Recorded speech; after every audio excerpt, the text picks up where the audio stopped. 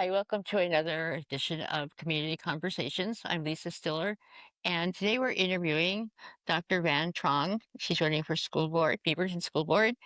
These are very important elections, so we're glad you're watching, and let's get started. Dr. Truong, thank you for being here, and could you start off and let us know what motivated you to run in the first place? Why did you decide to do this? Thank you, Lisa, for the introduction, and thank you for the opportunity to speak to the community today. Public education changed my life, and right now it's under attack.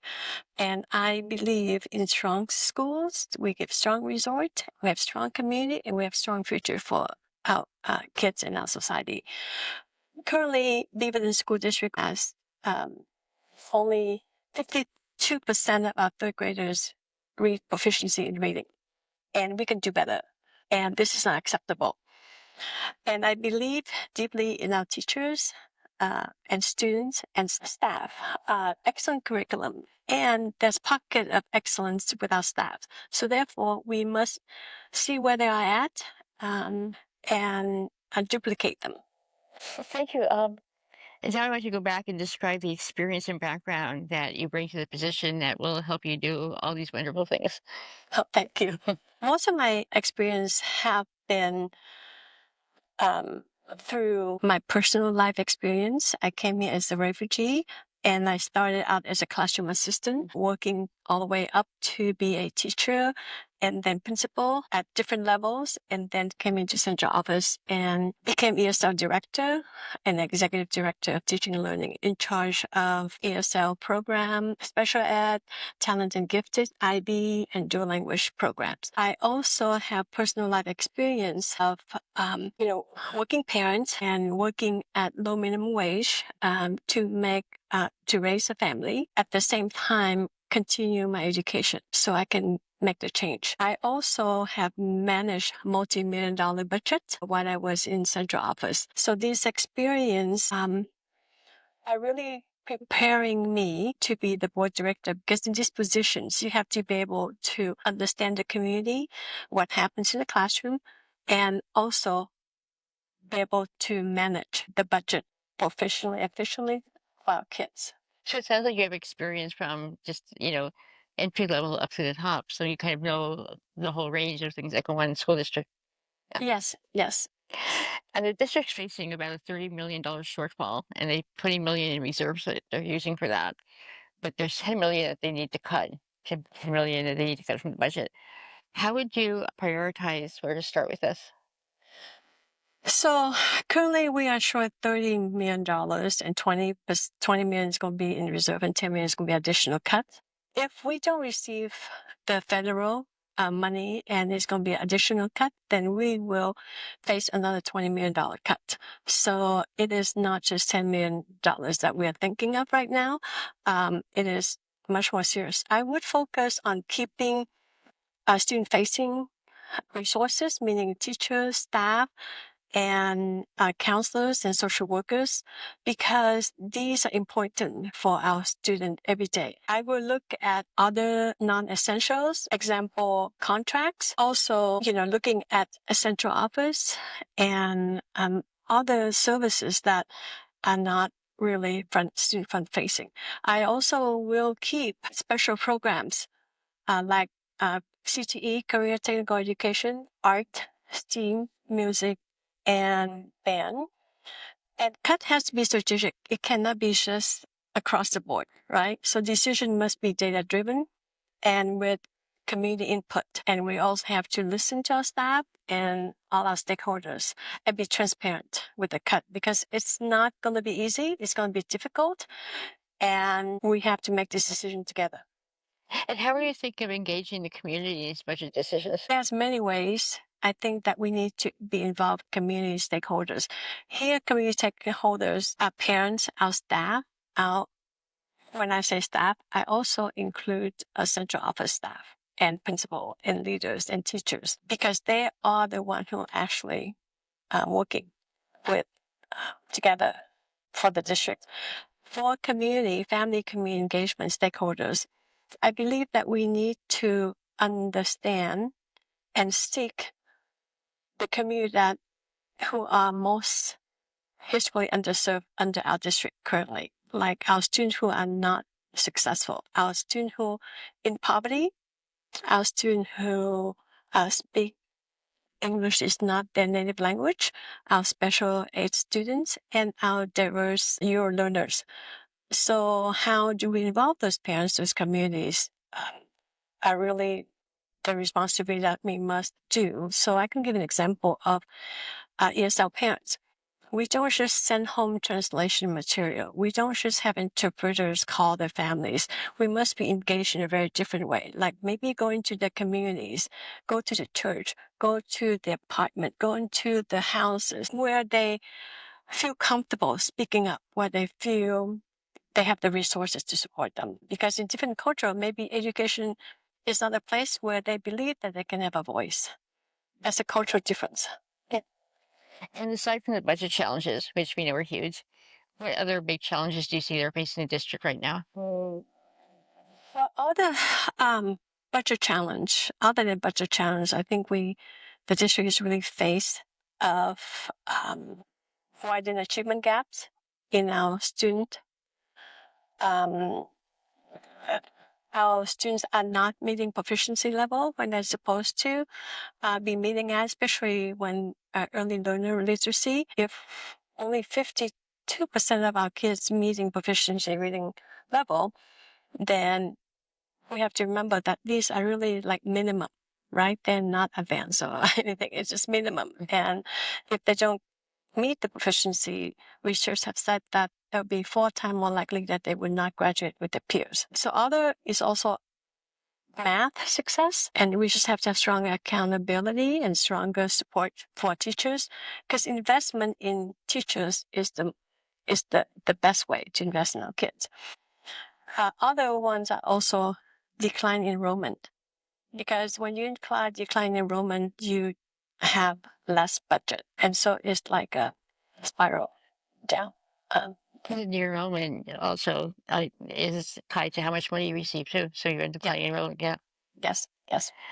And the district calls for student success addresses lots of ways to help each student achieve their potential academically and emotionally. And you address some of this. This includes support staff, counselors, social workers, attendance, and academic support to discipline. Would you protect these positions from budget cuts, and how do you see the role they play in student success? Absolutely. I will protect them. And we have to remember that they're not supporting roles. They are vital roles because their work ensures a safe, supportive learning environment for our students. The answer is yes, absolutely. And you answered the question about CTE and music programs. So I'm going to jump to class size because you mentioned that and achievement gap. Um, the class size is one of the biggest concerns with teachers. That growing classes, disciplining classes, and that affects achievement. How do you see the district handling class size that gets bigger each year? How do you get a cap on that? How do you get some control over that?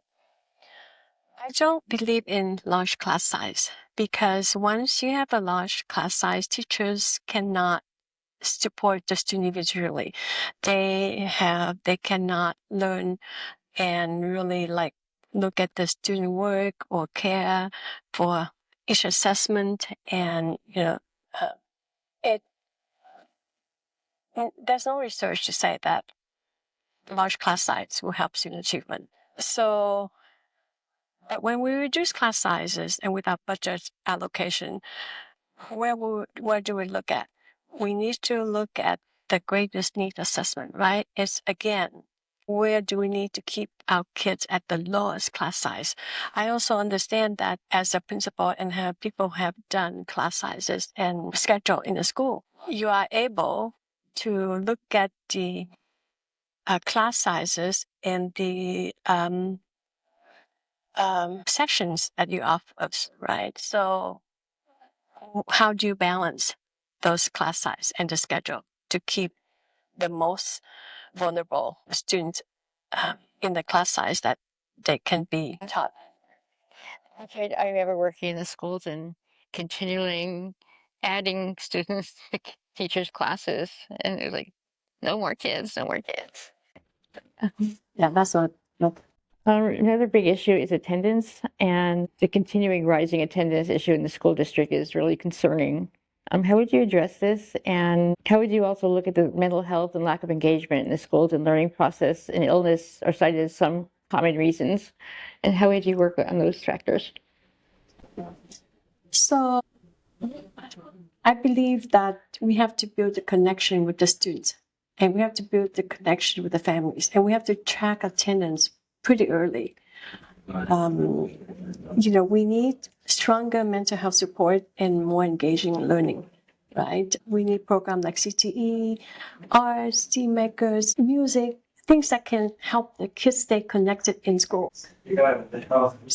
I also believe that sometimes when the students are not connected to the schools and when the parents don't understand the importance of the difference of culture and the resources, the student will show lack of engagement in the school.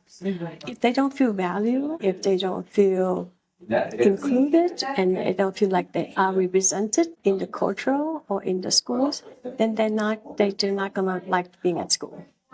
This is kind of, I think you touched on this in the beginning.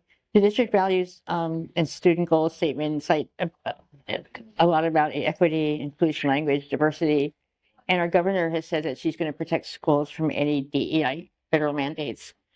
But if the federal government does ask the district to remove language and programs that they call DEI programs or face consequences, how would you respond?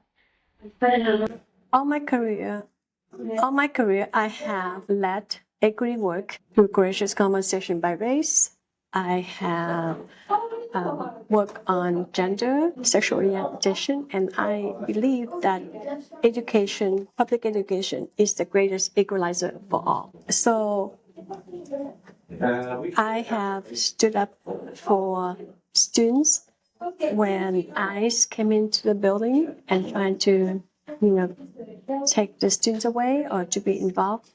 I don't allow that. And actually, when my flyers include DEI, some of my friends said, "What? Are you sure you want to put DEI on your flyers? Because you might be targeted, and that might be not a good thing to say on your flyer." And I said, "Well, then Then I'm not going to run because that's what I stand for. I leading this work. You have to be courageous, and you just cannot run by fear." Kind of following up a little bit on that, there's been some talk in the federal government is dismantling the whole Department of Education and trying to encourage school vouchers and school choice. And you talked about public education is really the big equalizer. How would you respond to an attempt to give students vouchers and have them go where their parents choose and keep public education as good as it is? I believe and know that public education belongs to everyone. If there are chances that public education is going to be cut and cut and cut through charter schools and through other opportunities, we are not going to be able to provide our students, our community, the best education that they deserve. And when it comes to choices, it put us, public education and options, a challenge of we as public education, we serve everyone, all students. We don't turn away anybody. Charter school and public education, you have to go through a selection process. And so that's not equity at all. And so we have to keep our public education strong so we can serve every single one of our students, especially the most vulnerable students. Thank you very much. Is there anything you would like to add and then add a closing statement? This is a pivotal moment for our schools. With rising needs, budget shortfall, and growing gaps in student success, we need experienced leaders. We need grounded leadership. We need collaborators. We need someone who understands classrooms, communities, parents, and the complexity of the system. I bring over 30 years in education from bottom up to central office. I bring in my life experience as a refugee, starting over with cultural language and raising my 4 children in public education. I led the work, equity work in the district. I manage multi-million budget, but most of all, I lead with courage. I lead with collaboration, and I lead with integrity, passion, and heart. I'm not running to learn on the job. I'm running because I've lived it, I've led it, and I'm ready to continue to work. I believe in paying forward, paying back to the community who have given me the success I have at this time with my family. And I will make decisions based on the student center and that reflect the student needs of the community.